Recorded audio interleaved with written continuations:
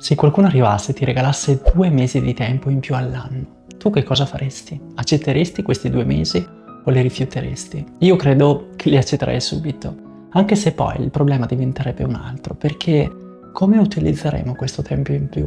Perché se poi va a finire che usiamo questo tempo per guardare i reel di gattini, imbestialirci nei commenti, insomma, che senso ha? Infatti, se guardassimo con un po' più di attenzione questa domanda iniziale, potremmo notare che questi mesi extra sono già a nostra disposizione, solo che spesso li utilizziamo un po' ad minchia, per usare un termine tecnico.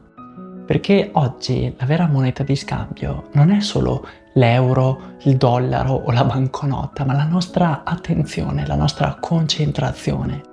E riprendersi tutto questo non è importante, è vitale per la propria salute mentale, per la propria salute emozionale, esistenziale, spirituale, sociale, per infinite sfere.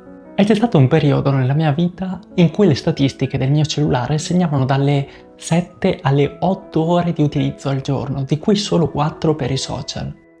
E l'altra sera, facendo un po' i conti, mi sono accorto che 4 ore e mezza in media mondiale di utilizzo al giorno dei social corrispondono a 1500 ore ogni giorno.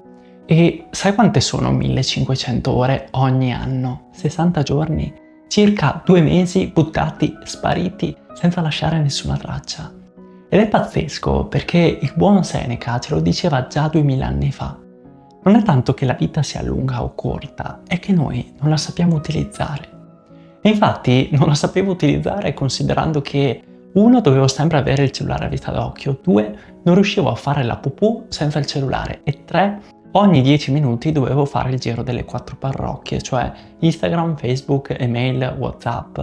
E la dipendenza, attenzione, non riguarda solo le droghe, l'alcol, il fumo, ma anche il cellulare, se consideriamo che, secondo diversi studi scientifici, una persona controlla lo smartphone in modo inconsapevole dalle 80 alle 150 volte al giorno.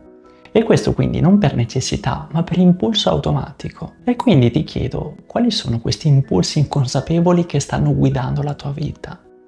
In questo video vorrei condividerti in modo semplice e pratico quello che su di me ha funzionato per portare le 4 ore di media a circa 20 minuti al giorno, con ogni tanto però, lo ammetto, 40 minuti. E credo che se la cosa non è patologica, e anzi se lo è ti invito a non prendere sotto gamba la cosa e chiedere aiuto dei professionisti se diventa debilitante. Credo che ci siano fondamentalmente 2 strade per liberarci da questo tipo di dipendenza. La prima è trovare dei trucchetti che ci aiutano a limitare l'uso, come disinstallare l'app, mettere la password, usare certi dispositivi. E questo sicuramente può essere utile, ma dal mio punto di vista non va a risolvere il problema all'origine, anzi rischia di mantenerci ugualmente incasinati e portarci a passare da una dipendenza all'altra. E questa è la cosiddetta medicina degli schiavi, come la chiamerebbe Platone, che ti fa superare la malattia solo per essere operativo. Oppure c'è una seconda strada, quella di entrare in profondità nella cosiddetta medicina degli uomini liberi, per nutrire in noi la consapevolezza tale che ci permette di riconoscere le cause che hanno generato quel tipo di sofferenza e da lì agire. E questo è proprio quello che vorrei fare in questo breve video. Altrimenti diventa un po' come farsi la doccia e rimettersi le mutande sporche. Capisci che non ha poi così tanto senso? Ma voglio chiarire subito una cosa, perché non è che i social siano il demonio assoluto, perché sono interessanti, utili, sono divertenti, ma se non usati con intelligenza possono diventare un vero e proprio buco nero.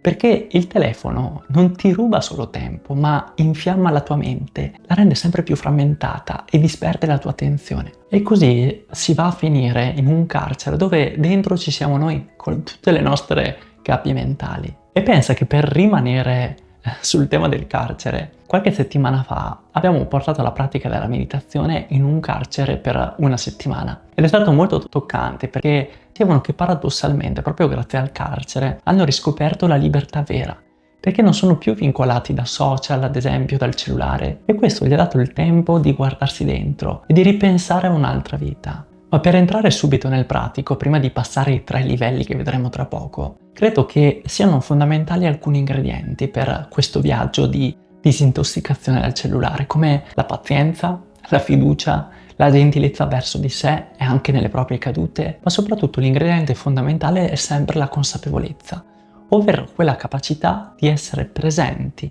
in ciò che accade nell'esatto momento in cui accade. Ma entriamo subito nel pratico, perché come ho fatto a passare da 4 ore a 20 minuti al giorno?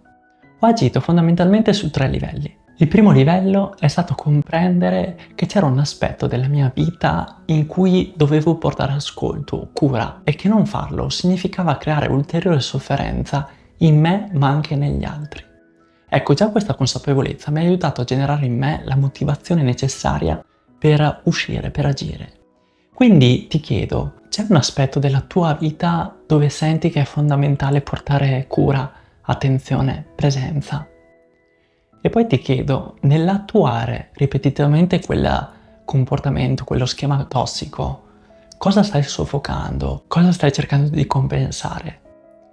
E dopo aver compreso questo, prova ad andare a vedere cosa questo comportamento sta generando in te e nelle persone che ti sono vicine. E da qui sarà più facile sintonizzarsi con quella spinta, con quella motivazione, con quel perché che ti aiuterà a superare i momenti più difficili. Perché non ci sono solo le ferite, le cause più profondi, ma ci sono anche dei meccanismi biologici. Perché è presente la dopamina. La dopamina è un neurotrasmettitore che non è solo legato al piacere, ma anche alla motivazione, all'interesse, alla spinta ad agire. Ed è interessante perché esiste in noi una sorta di soglia basale della dopamina, che si adatta costantemente in base a ciò che diamo in pasto al nostro cervello. Se noi ad esempio continuiamo a bombardarci di stimoli molto rapidi, intensi, quindi con lo scroll infinito, con le notifiche, con i video brevi, magari con i porno, il cibo spazzatura, il nostro cervello che cosa farà? Continuerà ad alzare questa asticella minima di dopamina. E l'effetto collaterale sarà che una volta alzata questa soglia, quando avremo dei cali, diventeremo come dei tossicodipendenti in cerca di quella dose che lo aiuti ad arrivare allo stesso livello. Ma c'è un'altra questione ancora più delicata, perché se questa asticella è alle stelle, gli stimoli lenti, profondi, come la meditazione, la lettura, il cibo buono e biologico, insomma le cose più semplici non ci basteranno più, non ci daranno soddisfazione. Perché? Perché siamo abituati al massimo. È un po' come bere delle bevande zuccherate tutti i giorni.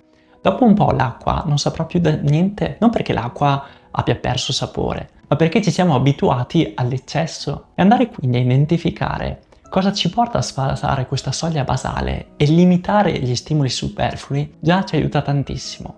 Ma attenzione, perché non basta farlo una volta, è nel farlo costantemente che aiuteremo il nostro cervello a creare delle nuove abitudini. Ed è proprio perché è una cosa da ricordare costantemente, ogni giorno, che ho creato dei servizi gratuiti, come ad esempio Un Minuto per Te, dove ogni giorno mando un piccolo stimolo di consapevolezza su WhatsApp per non dimenticarsi, perché è inevitabile, ci si perde, ci si dimentica.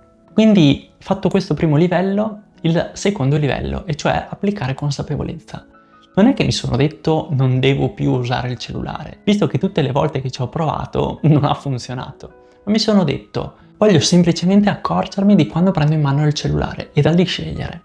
Infatti il maestro Thich Nhat Hanh racconta che nei monasteri c'è una campanella che suona più volte al giorno e quando suona tutti si fermano mezzo minuto per tornare presenti. E mi sono detto, e se questa campanella fosse il gesto di prendere in mano il cellulare?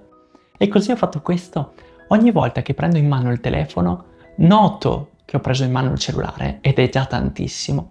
E prima di intervenire mi chiedo, ma perché lo sto facendo? Che effetti genera in me e negli altri questa azione? Che cosa sto cercando di soffocare in me con questo gesto?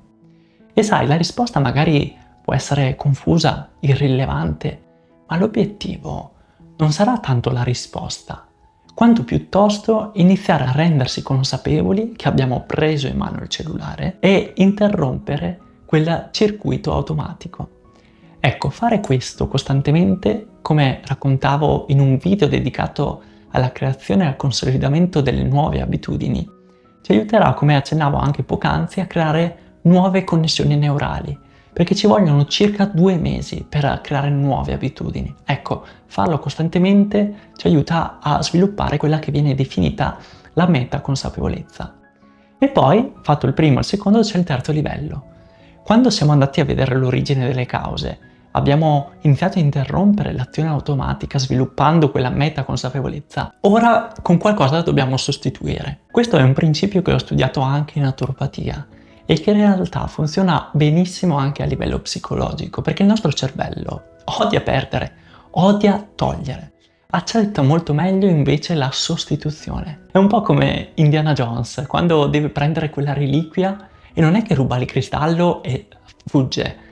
Prende il cristallo e lo sostituisce subito con una pietra, mi sembra. E questo permette a tutto il sistema di non crollare. La stessa cosa, perché se ti dici solo non uso più il cellulare, il cervello va in allarme e prima o poi farà crollare tutto. Quindi la vera domanda non è come faccio a togliere il cellulare, ma con cosa lo sostituisco? Per me, ad esempio, è stato il fermarmi o portare l'attenzione al corpo, al respiro e magari leggere, scrivere, fare anche qualche flessione. Io ho trovato tutto questo molto potente perché mi ha aiutato prima di tutto a liberare un sacco di energia, di creatività. Ma pensa addirittura che sostituendo quel tempo che usavo il cellulare con la scrittura, ho scritto un libro e ne sto scrivendo un altro, poi faccio anche incontri, dirette, faccio un sacco di cose. E in mezzo a tutto questo lavoro, gestisco un team di persone, ho una vita normale fatta di impegni, di scadenze, di obblighi come tutti noi, quindi non è che ho 28 ore,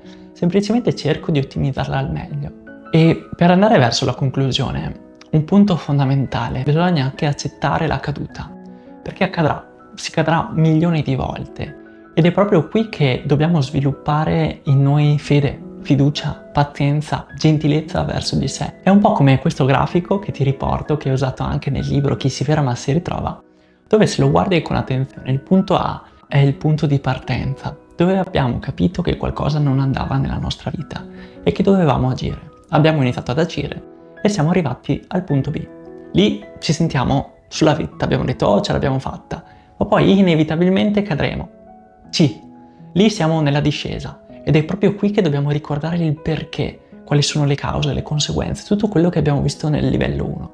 Se lo faremo, saliremo di nuovo e ci ritroveremo nel punto D. Saremo in alto, saremo ancora più alti di prima. Però poi, anche qui, inevitabilmente scenderemo, crolleremo e ritorneremo nel punto E. Però se tu vai a osservare con attenzione, il punto E è più alto del punto A. Questo vuol dire che anche se cadremo, saremo più alti del livello A. Ecco, a me questa prospettiva ha aiutato tantissimo. Mi ha aiutato a familiarizzare con la pazienza anziché con la disperazione quando crollo, con la fiducia anziché con il non c'è speranza, quindi la fiducia in me, nelle mie capacità.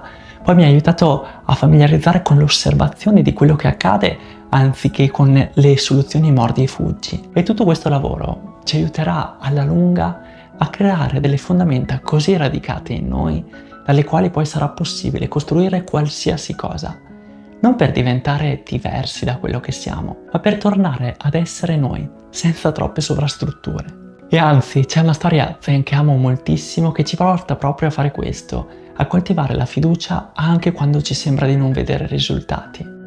Quindi grazie per essere arrivato sino a qui, ti aspetto tra le pagine di Chi si ferma si ritrova e nel servizio gratuito quotidiano Un minuto per te, dove ogni giorno mando dei piccoli stimoli di consapevolezza. Buon viaggio!